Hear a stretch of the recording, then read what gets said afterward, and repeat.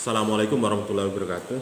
Waalaikumsalam. Bismillahirrahmanirrahim. Hari ini kita bisa kuliah karena hari Kamis, insya Allah banyak tantangan ya, banyak kegiatan juga, dan saya juga sendiri di keluarga juga banyak kegiatan. Mungkin di minggu-minggu sebelumnya saya nggak masuk karena ada mertua saya meninggal kemarin ya.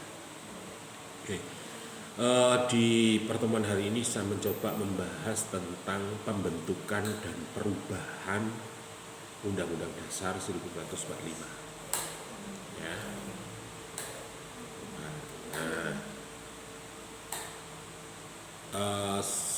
Tentunya ketika ngomong Undang-Undang Dasar ini adalah suatu ruh, suatu ADRT nih, ngomong organisasinya. Karena kita bicara konstitusi berarti ngomong undang-undang sebagai penjabaran dari Pancasila menjadi sebuah regulasi, sebuah dasar fondasi dari penyelenggaraan suatu negara. Ya. Nah ini kalau kita baca dari sejarah bahwa negara kita pasca kemerdekaan itu kan mengalami beberapa dinamika ya dalam struktur pembentukan negara itu. Tentunya ketika ngomong negara berarti harus ada konstitusinya, harus ada. Jadi ketika itu ada pasca penjajahan Jepang, penjajahan Belanda, kemudian kita menyatakan kemerdekaan, kemudian ada lagi penjajahan Jepang, kemudian Jepang juga nggak lama di negara kita, ya. Sehingga antara penjajah Jepang dan Belanda ini yang mengalami beberapa transisi di negara kita. Nah, kita ingat bahwa dulu ketika pasca penjajah Jepang ada kebijakan atau janji Jepang terhadap Indonesia bahwa kebijakan umum penguasaan perang di Jepang, masa serta kedudukan wilayah yang diduduki akan ditentukan kemudian. Suatu perkembangan gerakan kemerdekaan yang tidak diinginkan harus ditekan. Jadi ngomong kemerdekaan itu bisa juga ada yang punya persepsi, ada yang punya argumentasi bahwa kemerdekaan negara kita adalah hadiah dari penjajah Jepang. Ada yang seperti itu, ada yang katakan itu. Karena apa? Ketika Jepang datang ke Indonesia, menjajah Indonesia, negaranya dibom oleh sekutu. Nah, Anda ingat nggak Perang Dunia III yang negara kota Nagasaki dan Hiroshima, sehingga Jepang membalik goceng, artinya tidak melanjutkan. Sehingga dia muncul janji Jepang wilayah yang diduduki, kemudian dia kembali dan kemudian diatur kemudian hari. Memang Jepang banyak memberikan fondasi kedisiplinan, ketata pemerintahan, memang banyak sekali. Kalau kita bicara hukum itu banyak dari penjajah Belanda. Kalau sistem pemerintah dan sebagainya itu banyak dipengaruhi oleh penjajah Jepang. Jadi kayak sistem pemerintah desa itu banyak mengadopsi dari penjajah negara Jepang atau penjajah Jepang. Jadi istilah-istilahnya desa itu dulu kalau istilah sekretaris desa, perangkat desa itu aslinya adalah dari Jepang. Itu salah satu contoh. Nah, pada 1943 Perdana Menteri Hideki Tojo melalui Marskal Hisaki memerintahkan pada Panglima Kesatuan Daerah 7 ya, yang berkedudukan Singapura untuk menyelidiki kemungkinan pemberian kemerdekaan pada Indonesia. Nah, ini kesatuan ini membawa 4 kesatuan daerah, yaitu Kesatuan Daerah 19 Malaka, ada yang 25 itu Sumatera, ada yang 38 itu Borneo, dan wilayah kesatuan 16 Jawa. Nah, ini termasuk ada wilayah-wilayah yang ada di negara kita dan di bawah kedudukan Jepang ketika itu. Tapi Jepang karena daerahnya dibom, omae dibom, akhirnya wajar-wajar ini. Nah, kesatuan daerah 16 ini yang dipimpin oleh Jenderal Morihiro Yamamoto, ini penguasa terdapat menunjukkan hal-hal pembentukan sebuah penyelidikan atau penasihat Shimon Gikan Chio. Ini adalah awal terbentuknya BPUPKI. Jadi badan persiapan apa ya istilahnya itu,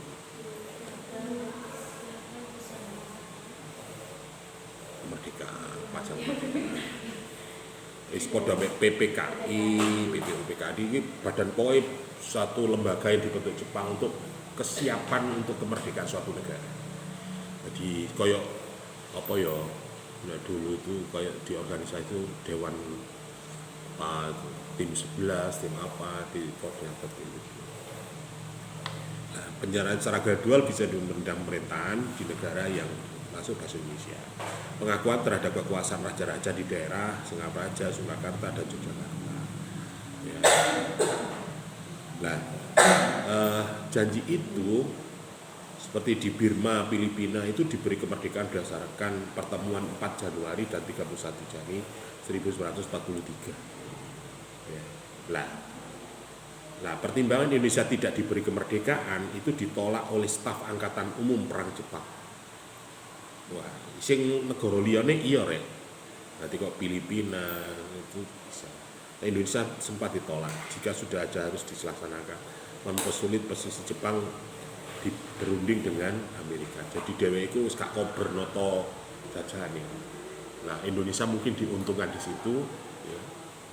Akhirnya lembaga bentukan Jepang BPUPKI ini terdesak, maka diberi izin kepada penguasa Jawa untuk memberi kemerdekaan pada Indonesia pada 1945 untuk dibentuk BPUPK yang berkota 62 orang yang diketuai oleh Dr. Rajiman Widyodingret. Ya. Rajiman ini enggak nyawamu waktu apa ya? Cerdas cermat dia nek zaman ini. Ketua BPUPKI. Nah, Rajiman. Justru inilah yang coro saingu dewan legislatif. Sidang pertama pada 19 Mei 1945 Soekarno tentang dasar negara, menetapkan ada dasar negara, menyebut bahwa ada dasar negara atau ideologi negara kita namanya Pancasila. Nah, negara kita semua untuk semua. Dibentuk panitia kecil ya 8 orang yang diketuai oleh Insinyur Soekarno yang bertugas menyusun addressing semua ide-ide, menyusun di samping ada 9 yang diketuai Soekarno. Ya, dia inilah yang merancang Jakarta Charter, Yamin, ada Gentleman Agreement Pak Sukiman. Ini sejarah. Kemudian sidang kedua malah BPUPK menghasilkan permintaan Indonesia Merdeka. Ada dasar negara, unifikasi atau federasi, bentuk pemerintahan, kepala negara, wakil negara, pemerintah daerah, agama, hubungan, pembelaan, dan keuangan. Ini cikal bakal. Nah, makanya tadi saya katakan ada yang menyatakan bahwa ini adalah janji kemerdekaan dari Jepang. Tapi memang Belanda tergeser oleh Jepang ketika itu, sehingga kewenangan pemerintah pusat atau penyelenggara aktor-aktor atau para founder di kita itu mereka, makanya penjajah Belanda sampai hari ini nggak mau dikatakan dia penjajah. Pasti dia akan mengatakan saya datang ke negara-negara itu berdagang, bertani, berdagang, padahal mengeksploitasi. Dia melakukan hilirisasi di setiap. Jadi ono mulai pertanian itu yo gak angger nandura tak ndak, yo diwului tani, yo diwului opo, tapi hasilnya ada VOC gitu. Begitu juga Jepang ketika itu. Nah, karena Indonesia itu kan kaya sumber daya alam gitu loh, ada rempah-rempah dan sebagainya, itu yang menjadi negara-negara luar itu menjadi tertarik ke negara kita karena itu. Sehingga Jepang pun ingin masih kita. Ya sepodo saiki lah. Kalau bedanya kolonialis zaman dulu sekarang itu kan bedanya sih. Nek biyen ngono, nek saiki kan enggak menguasai ekonomi, tapi dengan apa? Ya kerjasama rek. Banyak perusahaan-perusahaan sing kerja wong kene anu wong kene, sahamnya banyak milik orang luar negeri dan sebagainya. Makanya ada yang prediksi bahwa 2030 atau tahun Indonesia emas, Indonesia bisa dikatakan menguasai perekonomian dunia. Nanti Amerika itu akan menjadi negara Kedua, Asia Pasifik akan menguasai dunia, yang salah satunya adalah Indonesia. Tetapi Indonesia bukan Indonesia. Perusahaan akeh, pabrik akeh, fasilitas akeh, tapi ijik gene wong liya. Paham nggak maksud saya? Jadi koyok jalan tol itu kan ijik gene investor, gurung gurung BEP ya. Jadi masih itu. Jadi banyak perusahaan-perusahaan yang berdiri di negara kita, investornya banyak sih. Wong Mojokerto mungkin koyok Ajinomoto, apa yang gene wong Indonesia, ya PMR ya. Itu banyak sekali nanti banyak koyok industri dan sebagainya itu. Nah ini model-model sekarang seperti itu. Jadi sebenarnya tidak jauh dari zaman dulu, cuma kalau dulu itu yang dikuasai bukan teknologi, tidak banyak teknologi, tapi mungkin pengetahuan tentang pertanian, perkebunan dan sebagainya. Kalau Jepang itu sistem ketatanegaraan yang banyak. Tapi ini ngomong istilah hukum biasanya Belanda. Nah, BPUPK ini ketidakjelasan ini ditambah dengan untungnya Indonesia dengan janji-janji itu, Jepang kondisi bingung, kalau kacau, bimbang, gabut, apa istilahnya, bingung akhirnya. Ya Indonesia mengambil kesempatan momen itu untuk mengambil alih para pemuda. Akhirnya Pak Karno dicolek akhirnya untuk menyatakan kemerdekaan. Tadi yang awalnya itu nek diterusno koyo-koyo kemerdekaan itu adalah hadiah dari penjajah Jepang, tetapi pada perjalanannya Jepang tidak kondisi yang baik, akhirnya ngatek dhewe kan. Itu awalnya seperti itu. Nah, maka di situ mulai berubahlah. Jadi kondisi itu muncullah Piagam Jakarta, muncullah penculikan untuk pernyataan proklamasi dan sebagainya. Nah itu mungkin bagian dari sejarah. Nah sejarah ini dibolak-balik saiki. Nek ngomong sejarah itu kan ya jenenge cerita ya, macam-macam gitu.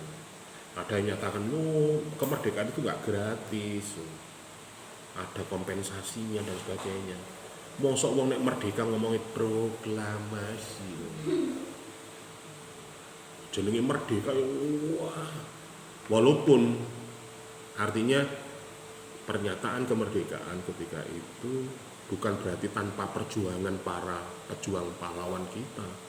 Sebenarnya perjuangan kita untuk melawan penjajah Belanda, Jepang itu ya juga karena cuma di tataran diplomasi di jajaran pusat itu ada kompromi, ada diplomasi, ada perjanjian, ada kesepakatan yang seperti itu. Sehingga momen itu dimanfaatkan oleh dari situlah sejarah berdirinya struktur hukum konstitusi di makanya sistem pemerintahnya seperti apa, kemudian undang-undangnya apa, federal, federalis, sebagainya. Sehingga ketika ngomong rezim pemerintahan bisa dikatakan rezim Orde Lama. Makanya Orde Lama itu gak patek fokus ngomong pelayanan pemerintahan guru ngomong ideologi. Cara wong pacaran ngomong wah pun temenan seneng aku anu tok. Jadi menyiapkan struktur organisasi yang ada di pemerintah pusat. Infrastruktur di bawah belum banyak. Jadi ngomong koordinasi, ngomong pemerintah daerah itu belum semasif sekarang.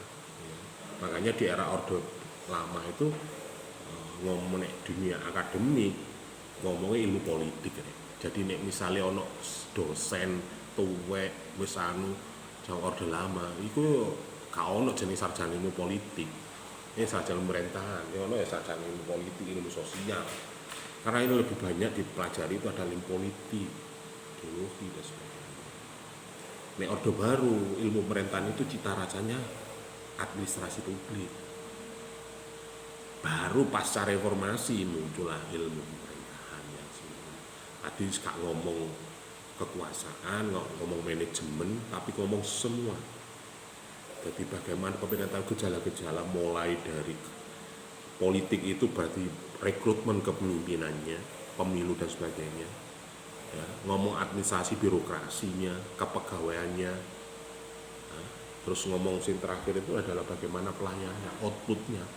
Nek wis ono undang-undang undange, wis ono perangkat sumber daya manusia ini, ya opo lagune perjalanan dari sistem itu. Makanya di era reformasi ada munculnya KKN, pecahnya KKN dan sebagainya itu. Nah, di minggu depan insya Allah kita ngomong tentang kelembagaan itu. Ya, tetapi sejarah munculnya lembaga-lembaga pemerintahan itu memang diawali dari, sehingga di tahun 1949 itu ada namanya Republik Indonesia Serikat. Ya, kalau Anda ingat sejarah ini. Jadi pemerintahnya pemerintah federal. Kenapa federal? Ya karena wilayah kita itu pulau-pulau, kedaerahan kayak. Jadi ada penguasa kecil-kecil di daerah. Sehingga konsepnya adalah negara federal. Nah, lembaganya ada pemerintah federal, ada presiden, ada menteri-menteri, ada senat, ada DPR, ada Dewan Pengawas Keuangan atau BPK sekarang itu, ada MA. Tapi ya gak berjalan lama. Kemudian di tahun 1950 ganti lagi Undang-Undang Dasar. Jadi lembaga ini berubah. Jadi, lembaga tertingginya adalah Undang-Undang Dasar. Jadi lembaga semua lembaga tinggi, di presiden dan wakil presiden, menteri, DPR, Dewas atau DPK atau MA itu di bawah konstitusi. Ya seperti sekarang. Sekarang kalau MPR itu kan dulu kan di Orde Baru istilahnya adalah mandataris, majelis tertinggi. Saya kan gak ono tertinggi. Karena apa? Ono MPR, ono DPD. Kalau zaman Orde Baru DPD tidak ada. DPD itu masuk utusan daerah, masuk fraksi di dalam majelis permusyawaratan rakyat. Itu bedanya sekarang. Lah, proses perubahan Undang-Undang Republik Indonesia tahun 1945 itu tertaut pada banyak ya. Jadi ada tuntutan reformasi, ada amandemen, penghapusan doktrin duwe fungsi ABRI. Jadi dulu itu ada utusan majelis jenenge mandat untuk menjadi rembukan tokoh masyarakat itu ya mesti ini ono tokoh masyarakat, ono ekonomi, ono akademisi, ono bagian keamanan. Nah, keamanan itu ada dua, ada TNI, ada Polri. Ya. Nah, waktu itu TNI Polri ini jadi satu, Panglima siji. Makanya ketika itu polisi kepedok tentara kawani deh. Nah, saiki podo-podo ndek pimpinane, coba saiki TNI mbek Brimob lak wani gelut. Nek biyen kalah pangkat kawani. Saiki kan gelut bodal kabeh. Makanya kalau di Mojokerto sering terjadi di terminal atau apa, anggota Polres sampai anggota 503. Oh.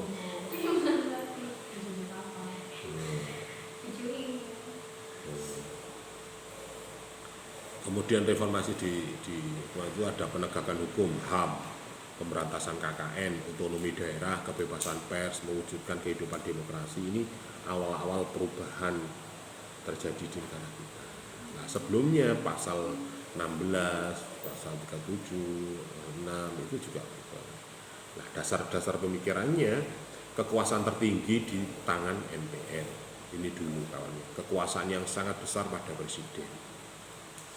Jadi sing lantik itu MPR, tapi sing jalakno, sing pelanggaran, sing nguasai barang itu presiden. Jadi ada istilah kepala negara, ada istilah kepala pemerintahan. Jadi MPR itu ya sakjane lembaga tertinggi, tapi gak duwe kuasa apa, gak nyekel duit. Pemerintah itu yang menyelenggarakan. Tujuan perubahan itu adalah tatanan negara, kedaulatan rakyat, ada pembagian kekuasaan. Berarti nek sampean sing bagian ngerancanano yo. Hasil-hasil perubahan ini yang terjadi di amandemen pertama itu ada 21 bab, ada 73 pasal, ada 170 ayat. Salah satunya sidang MPR tahun 19, tahun tanggal 14 21 Oktober tahun 99 ini adalah amandemen pertama. Jadi mulai dari sing biyen itu pemilihan presiden sampai gubernur bupati itu dipilih oleh DPR, kemudian diganti menjadi dipilih langsung oleh masyarakat. Sampai biyen ini saya pernah kuliah semester 5, semester 7, saya sudah di BPD rek. Ikut menjadi panitia pemilihan kepala dusun. Tahun 99 lah udah di BPD. Aku wis semester 7. Terus kok sampean ini? Iya dong. Karena dulu selama saya kuliah kan 97. Nanti 97, 98, 99 gak terus. Baru 2019 mulai ada pasca reformasi itu, amandemen itu, ini sekadung jadi tokoh. Akhirnya dipilih Mbak Wong jadi wakil BPD, Badan Perwakilan Desa atau di DPR desa. Jadi saya bisa menyuarakan atas nama rakyat desa. Nah, perubahan dari amandemen itu salah satunya adalah pemilihan kepala daerah sampai kepala dusun loh, Rek. Pemilihan. Biasanya kan diangkat oleh kepala desa atau melanjutkan biyen kan kami tua lanjut terus anak kan. Karena dan masyarakat mengakui ada musyawarah mufakat ketika itu. Jadi masyarakat juga tidak menolak ketika woi layak, artinya menjadi pemerintah ketika itu di level desa loh harus benar-benar mampu. Jenenge kami tua, orang yang senior, orang yang mampu secara ilmu, secara ekonomi, secara keluarga, akhirnya itu ya Jawa. Tetapi di era perubahan itu gak ada, sapa sing wani nyapa nyalokno ya mulai demokrasi ya. Nah, itu sejarah perubahan. Dan Anda bisa baca ya. Kemudian di perubahan ketatanegaraan sampai hari ini, sampai sistem pemerintahan juga. Jadi perubahannya adalah pemerintah daerah itu pasal 18B. Jadi sekarang itu kewenangan pemerintah daerah itu sendiri, ada otonomi daerah itu, ada daerah istimewa, ada daerah otonomi khusus, otsus. Makanya ono DKI, ono DIY, ono Aceh, ya, ada otsus Papua, otsus gitu. Terus meneh zaman saiki ono IKN rek lho. Nah, DKI akhirnya apa daerah khusus ibu kota. Nah, iku meneh dadi apa ya? Dari Malion dadi otsus ya, otonomi khusus. Atau bisa juga nanti secara bertahap bahwa pusat pemerintahan mungkin di IKN. Tapi untuk DPR legislatif tetap di DKI. Itu sementara mungkin nggak tahu lah nanti ke depan seperti apa, tapi ada wacana-wacana seperti itu. DKI sendiri ketika ditinggal geledak ya saiki asale dadi ibu kota itu artinya pusat pemerintahan, pusat perekonomian, pusat apapun di Jakarta. Hampir 60% perputaran ekonomi uang kabeh nang Jakarta. Wong sebutine apa? Sampeyan check out apa jam, sapu, HP, aksesoris di Shopee, duit mlebu nanti. Nang kantor pusat biang sampai baru diklik duit kan mlebu dhisik baru lah seperti itu. Makanya di Jakarta itu sebagai pusat perekonomian, pusat perputaran uang di akhirnya banyak para urban dari seluruh pelosok negeri di negara Indonesia nek kepingin ngembangno karir mlayu nang Jakarta rek. Yo seniman, yo pengusaha, yo misalnya awakmu dadi aktivis di Jakarta, wis cepet kenal menteri, cepet kenal pejabat pusat ya. Nah, nek Jakarta kok Mojokerto kenali sapa paling buanter kenal bupati ya. Tapi nek pusat langsung kenal dirjen. Makanya teman-teman aktivis di zaman saya yang aktif ke Jakarta, yo iso dadi apa jenenge asisten atau staf ahli DPR, staf ahli di kementerian apa. Ada alumni kita yang dulu menjadi staf ahli atau staf sus di Kemendes. Alumni angkatan pertama. Teman saya juga dulu waktu Iben-Ibenuan. Nah itu dulu pernah menjadi status di Kemendes. Nah, kalau yang sekarang mungkin ya kerja biasa. Ya karena kita punya relasi jaringan, makanya sampean kalau hanya sekedar kuliah, organisasi, kali jaringan, sampai networkingnya kemana.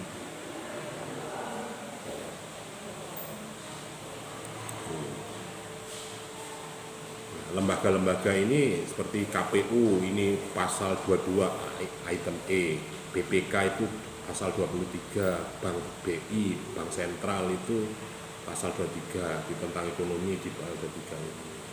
MPR itu di pasal 2 dan 3, DPD itu di 22 dan 22D. Lembaga kepresidenan itu ada 4 dan 6 Undang-Undang Dasar. Mahkamah Konstitusi pasal 24C. Paham kalau iya nek biyen rek jamun sekolah mesti nggawa apa jenenge buku cilik satu ya. Undang-Undang Dasar dan Pancasila. Eling apean. Satu. Ada tuh. Zaman saya, ampun zamanmu.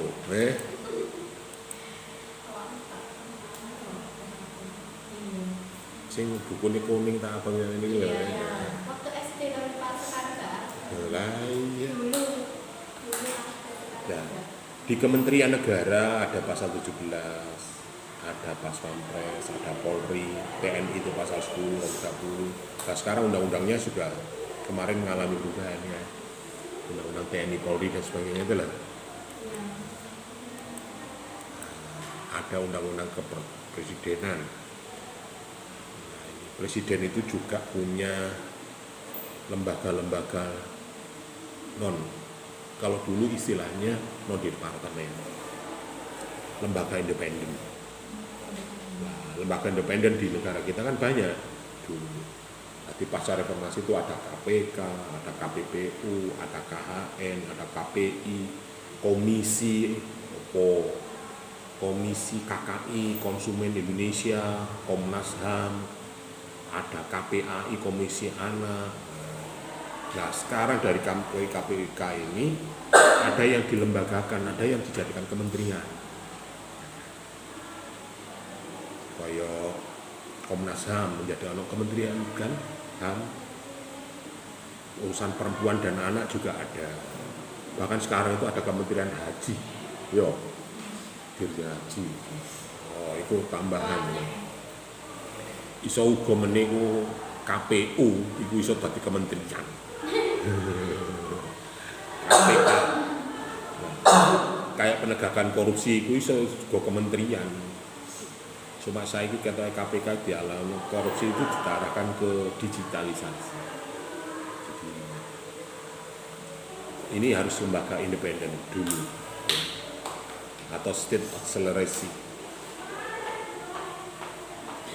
Ini menjadi sejajar dengan, dan mereka ini sebenarnya yang ngangkat adalah presiden atas rekomendasi dari DPR. Jadi kalau ketua KPK, fungsionaris KPK, fungsionaris KPU itu yang SK-nya dari presiden, tapi atas rekomendasi Bank Sentral, ketua MK. Itu seperti itu. Bentuk dan kedaulatan. Nah ini Indonesia ini pasal 1, kedaulatan berada di tangan rakyat dan dilaksanakan menurut Undang-Undang Dasar. Negara kita berbentuk kesatuan. Ya. Jadi sekarang itu negara kita itu bukan NKRI, tapi NKI, Negara Kesatuan Indonesia. Kalau dulu kan NKRI, Negara Kesatuan Republik Indonesia. Lembaga-lembaga yang berkuasa menurut undang-undang itu ada DPR, ini pasal 20, ada memegang kekuasaan membentuk undang-undang, Presiden itu memegang kekuasaan pemerintahan, MK dan MA ini memegang kekuasaan di kehakiman yang merdeka untuk menyelenggarakan peradilan dan guna menegakkan hukum dan jadi fungsi dari trias politika itu diwakili kalau di legislatif di DPR, eksekutif presiden, yudikatif itu MK dan MA. Ini lembaga tinggi negara. MK MA ini juga banyak nanti. MPR sekarang itu bukan menjadi lembaga tinggi negara. Nah, anggota dari MPR itu ada anggota DPR yang dipilih dari pemilu, ada juga anggota DPD yang dipilih juga dari. Kalau anggota DPR yang menjadi anggota MPR itu berangkatnya dari partai politik, ya. Jadi anggota DPR yang menjadi anggota MPR itu dipilih melalui jalur partai. Kalau DPD, ya, DPD itu melalui tokoh atau mungkin secara individu. Ini kewenangannya juga melalui tokoh.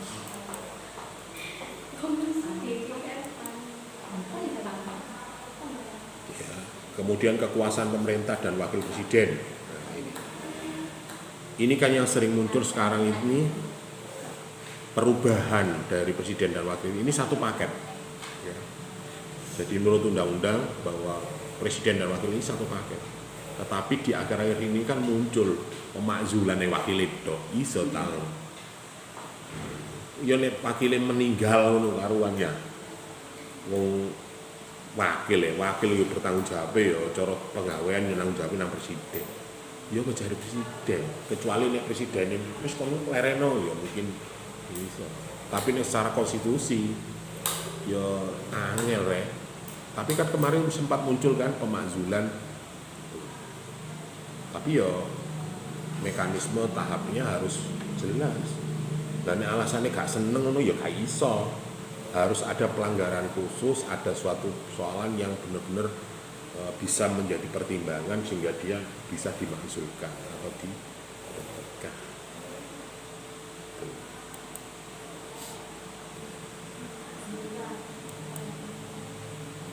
Kemudian ada lembaga-lembaga independen. KPU ini tugasnya memilih calon presiden dan wakil presiden. Di KPU ini lembaga independen pemerintah, lembaga negara yang menentukan porsi sapa sing dadi DPR, sapa sing dadi MPR,